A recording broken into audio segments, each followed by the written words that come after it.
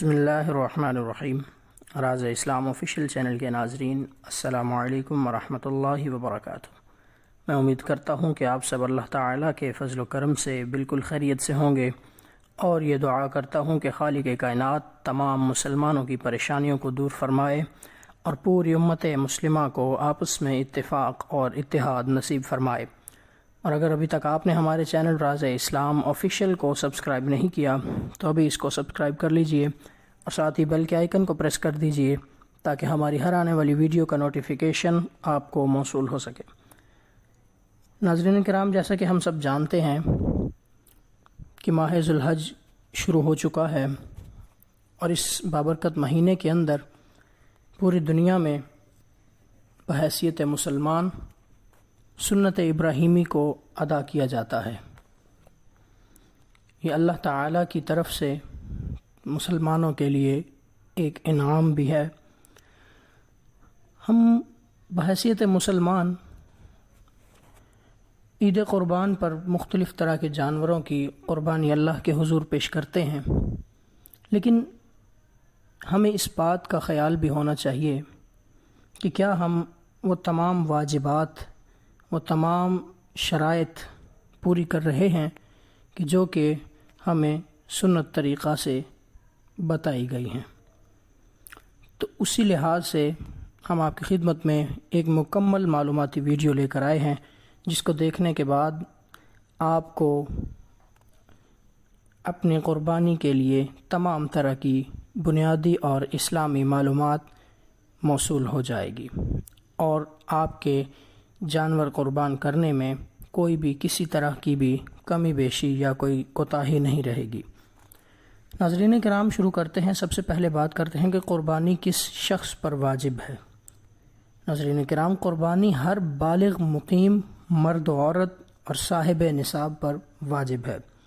مالک نصاب سے مراد یہ ہے کہ اگر قربانی کے 3 دنوں میں کسی شخص کی ملکیت میں 7.5 تولہ سونا یا 52.5 تولہ چاندی یا 52.5 تولہ چاندی کی مالیت کے برابر مال تجارت یا زندگی کے بنیادی ضروری سامان کے علاوہ اتنا اضافی سامان یا کیش ہو کہ جس کی مالیت 52.5 تولہ چاندی تک پہنچ جاتی ہو، تو ایسی صورت میں قربانی کی دیگر شرائط پائے جانے کی صورت میں قربانی واجب ہوگی۔ ناظرین کرام، آپ نے ملاحظہ فرمایا کہ قربانی کس شخص پر واجب ہے۔ اس کے بعد آپ کی خدمت میں عرض کریں گے کہ قربانی کے وقت، ذبح کے وقت جب ہم تکبیر کو ادا کرتے ہیں تو وہ کس طرح سے کرنی چاہیے۔ سب سے پہلے بات یہ ہے کہ اگر آپ جانور کو خود ذبح کر رہے ہیں تو کم از کم اتنی آواز میں تکبیر کہنا ضروری ہے کہ خود اپنے کان سن سکیں، اور اگر ذبح کے وقت چھری پر 1 سے زیادہ لوگوں نے ہاتھ رکھا ہوا ہے تو سب پر تکبیر پڑھنا لازم ہے، اور اگر کسی ایک نے بھی جان بوجھ کر تکبیر نہ پڑھی یا چھوڑ دی تو جانور حلال نہیں ہوگا۔ ناظرین کرام، اس کے بعد آپ کو بتائیں گے کہ ذبح کے وقت کی دعا کیا ہے۔ جانور کے گلے پر چھری چلاتے وقت تو بسم اللہ اللہ اکبر پڑھا جاتا ہے، لیکن اس سے پہلے یہ دعا پڑھی جائے گی: انی وجہت وجہی للذی فطر السماوات والارض علی ملت ابراہیم حنیفا وما انا من المشرکین ان صلاتی ونسکی ومحیای ومماتی للہ رب العالمین لا شریک لہ وبذلک امرت وانا من المسلمین اللہم منک ولک عن محمد وامتی۔ ناظرین کرام، یہ دعا آپ کی خدمت میں پیش کر چکے ہیں، جو کہ ذبح کے وقت بسم اللہ اللہ اکبر یعنی تکبیر کے بعد پڑھی جائے گی۔ ناظرین کرام، قربانی کرنے والے کے لیے 10 دن بال اور ناخن نہ کاٹنا افضل ہے۔ وہ اس طرح کہ ذو الحج کا چاند نظر آنے سے لے کر 10 ذو الحج تک بال اور ناخن نہ کاٹے جائیں۔ انشاءاللہ حجاج کرام سے مشابہت اختیار کرنے کے سبب ثواب کا مستحق ہوگا، لیکن یہ یاد رکھیں کہ اگر کوئی ایسا کرتا ہے تو مستحق ثواب، اور نہیں کرتا تو بالکل گناہ گار نہیں ہوگا۔ یہ بھی ضرور یاد رکھا جائے کہ ناخنوں اور بالوں کو کاٹنے کے لیے 40 دن سے پہلے ان کو کاٹنا لازم ہے، لہٰذا اگر بالفرض کسی کو بال اور ناخن کاٹے ہوئے 33 دن گزر گئے اور ذوالحج کا چاند نظر آ گیا تو ایسا شخص اگر مزید 10 دن بال اور ناخن نہیں کاٹے گا تو 43 دن ہو جائیں گے اور یہ گناہ ہے، لہٰذا ایک مستحب کام کے لیے گناہ کرنے کی اجازت نہیں ہوگی۔ ناظرین کرام، اس کے بعد حضور علیہ الصلاۃ والسلام نے جانور کے سامنے چھری تیز کرنے سے بھی منع فرمایا۔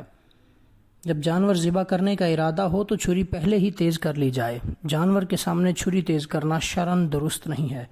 نبی اکرم صلی اللہ علیہ وآلہ وسلم ایک شخص کے پاس سے گزرے اور وہ بکری کی گردن پر پاؤں رکھ کر چھری تیز کر رہا تھا اور بکری اس کی طرف دیکھ رہی تھی، تو آپ صلی اللہ علیہ وآلہ وسلم نے ارشاد فرمایا، کیا تم ایسا پہلے نہیں کر سکتے تھے؟ کیا تم اسے کئی موتیں مارنا چاہتے ہو؟ اسے لٹانے سے پہلے کیوں چھری تیز نہ کر لی؟ ناظرین کرام، یہ قربانی کے حوالے سے چند بنیادی باتیں اور واجبات آپ کی خدمت میں پیش کیں، لہٰذا اب چلتے ہیں کہ کس جانور کی قربانی کی جائے اور اس کی عمر شرعی طور پر کتنی ہونی چاہیے۔ ناظرین کرام، سب سے پہلے دمبا یا بھیڑ کا بچہ، دمبا ہو یا بھیڑ کا بچہ 6 مہینے کا اور صحت مند جو دور سے دیکھنے میں سال بھر کا لگے، اس کی قربانی شرعاً جائز ہے۔ دور سے دیکھنے سے مراد یہ ہے کہ اگر اس 6 مہینے کے بچے کو 1 سال کے دمبوں یا بھیڑوں میں چھوڑ دیا جائے تو یہ پہچاننا ممکن نہ ہو کہ اس میں کون سا دمبا یا بھیڑ کا بچہ 6 ماہ کا ہے اور کون سا 1 سال کا۔ ناظرین کرام، اس کے بعد بات کریں گے کہ بکرے کی قربانی۔ بکرے کی کم از کم عمر 1 سال ہونا ضروری ہے، اس سے کم ہوئی تو قربانی نہیں ہوگی اور اس سے زیادہ جتنی بھی ہو وہ افضل ہے۔ بکرے میں اس کی جنس سے تعلق رکھنے والے جانور بھی شامل ہیں، یعنی بکری، دمبا، دمبی، بھیڑ وغیرہ۔ بکرا صرف ایک شخص کی طرف سے قربان کیا جا سکتا ہے۔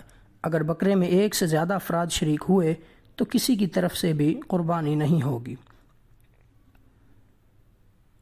ناظرین کرام، اس کے بعد بات کریں گے کہ حاملہ جانور کی قربانی۔ اگر پہلے سے معلوم ہے کہ جانور کے پیٹ میں بچہ ہے تو ایسی صورت میں قربانی مکروہ تنزیہی ہوگی، یعنی قربانی تو ہو جائے گی لیکن ایسے جانور کی قربانی کرنا شریعت کو ناپسند ہے۔ اگر ذبح کے بعد پیٹ سے زندہ بچہ نکلا تو اس کو بھی ماں کے ساتھ ذبح کر دیا جائے، پالنے کے لیے زندہ چھوڑنا جائز نہیں ہوگا۔